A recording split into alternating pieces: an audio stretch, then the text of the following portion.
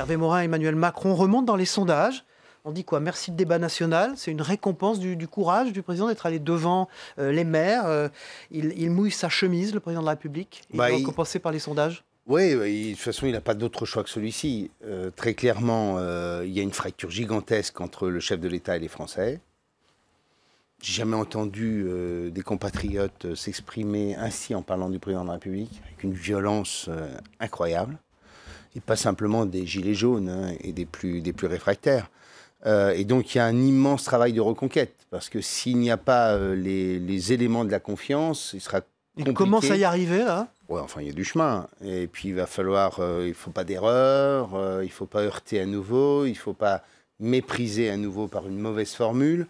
Donc, il y a un chemin gigantesque. Et puis, au bout du compte, il y a surtout le mois d'avril, c'est-à-dire le moment où il faudra faire la synthèse de tous ces débats, de toutes ces propositions, avec des contradictions absolument gigantesques. Et là, le risque, c'est d'être déceptif, en sachant qu'il faudra aussi un geste politique qui signifiera le tournant du quinquennat. Est-ce que c'est un changement de gouvernement? Est-ce que c'est le retour devant les électeurs pour l'Assemblée nationale? Mais il faudra pour vous, ça doit être quoi, ce geste politique? On verra. Tout dépendra de la situation sociale. Est-ce que la France retrouvera les voies de l'apaisement? On peut estimer qu'un changement de gouvernement ou un remaniement en profondeur suffira. Soit le calme ne sera pas revenu et il faudra dire aux Français: prenez votre destin en main, et c'est le suffrage universel qui décidera. Mais quoi qu'il arrive, vous dites le débat ne suffira pas, il faudra quelque chose derrière? S'il n'y a qu'un débat, alors là, c'est le cauchemar, mais personne ne peut imaginer que c'est cela. La question, c'est comment synthétiser la demande de services publics, la baisse de la dépense publique, les baisses d'impôts en tout genre, qui vont de la CSG en passant par les charges sociales, en passant par l'ISF, en passant par la réindexation des retraites. C'est une équation où on voit bien qu'elle est très compliquée à mettre en œuvre. Alors, vous avez assisté, vous, au premier débat d'Emmanuel Macron, puisque c'était dans votre région.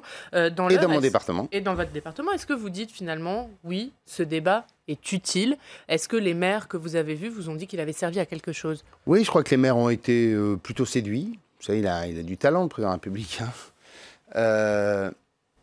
En plus, il s'est livré à un exercice qui était un exercice de proximité. Un président de la République dont on disait qu'il était hautain, éloigné, souvent méprisant, irrespectueux à l'égard des Français modestes.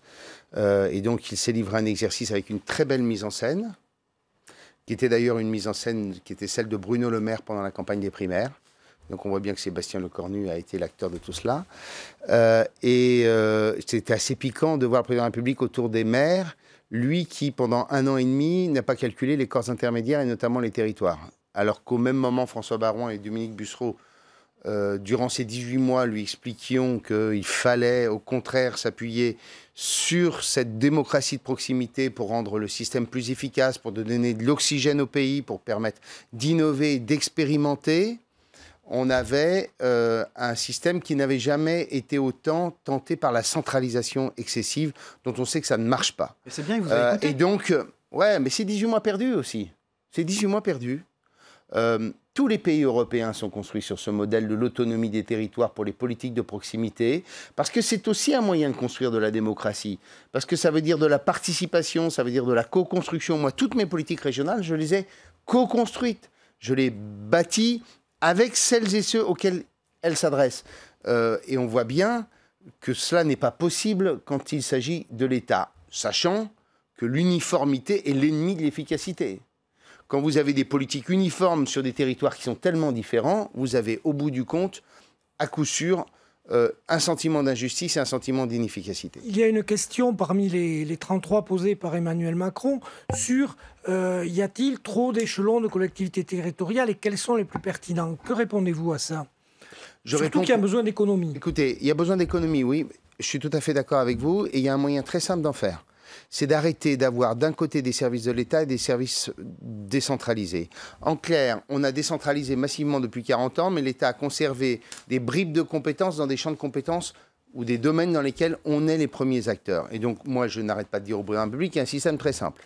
Soit on considère que c'est l'État complètement, soit on considère que c'est les territoires complètement. Déjà, on va très largement simplifier le système. Je prends un exemple simple. Quasiment toute tout le soutien à l'économie et aux entreprises, ce sont les régions qui ont la main. On avait maintenu au sein des directs, des directions du travail pour faire simple, un pôle économie. L'État a décidé de le supprimer. Très bonne idée puisque globalement tout est géré par les régions. On les a supprimés. Est-ce qu'on a perdu en efficacité? Non. Est-ce que les régions ont été obligées de recruter du monde? Non. Ça prouve qu'en clair, on avait maintenu un service au sein de l'État dont la valeur ajoutée était tellement considérable qu'on n'a pas créé un poste de plus dans les régions. Êtes-vous favorable à un modèle un peu à la carte, comme l'avait dit le président pendant sa campagne, avec à certains endroits le département, d'autres la métropole, d'autres la région un peu plus forte? Est-ce qu'il faut aller vers ça? Moi, je dis, je souhaite expérimenter la prise en main du service public de l'emploi. Pourquoi? Parce que je suis confronté à une région qui a des très bons indicateurs économiques, tant mieux, parce qu'on a mis en place un écosystème régional, je crois, très favorable, que les acteurs économiques d'ailleurs saluent tous. Et de l'autre, j'ai des dizaines de milliers d'emplois non pourvus, 21 000 dans l'industrie par exemple. Et j'ai besoin d'avoir un système dans lequel je veux prendre la main en totalité sur toutes celles et tous ceux qui participent à la question de l'emploi. C'est une expérimentation qu'Alain Rousset en Aquitaine veut aussi mener, que François Bonneau veut aussi mener dans la région Centre. Donnons la chance d'expérimenter cette histoire. Ailleurs, je prends la région Grand Est, le président de la région veut, lui, prendre la main sur la totalité du réseau routier. Donnons cette chance. Faisons en sorte que les territoires sont en capacité d'innover, d'expérimenter des modèles nouveaux. Alexandre Benalla sera de retour devant la commission d'enquête sénatoriale. Qu'est-ce que vous attendez de cette audition? Moi, je cherche toujours à comprendre pourquoi il est protégé ainsi. Voilà. Protégé par qui? Par Emmanuel Macron? Par l'exécutif.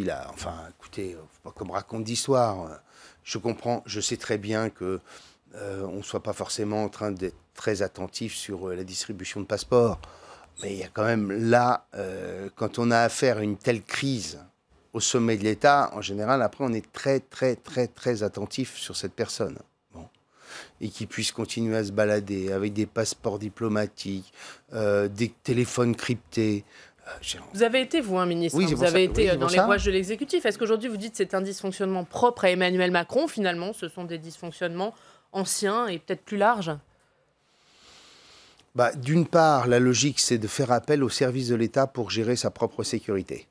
Bon, il y a un service pour ça. On ne voit pas pourquoi tout d'un coup, il faut aller embaucher des gens du privé pour faire le même boulot.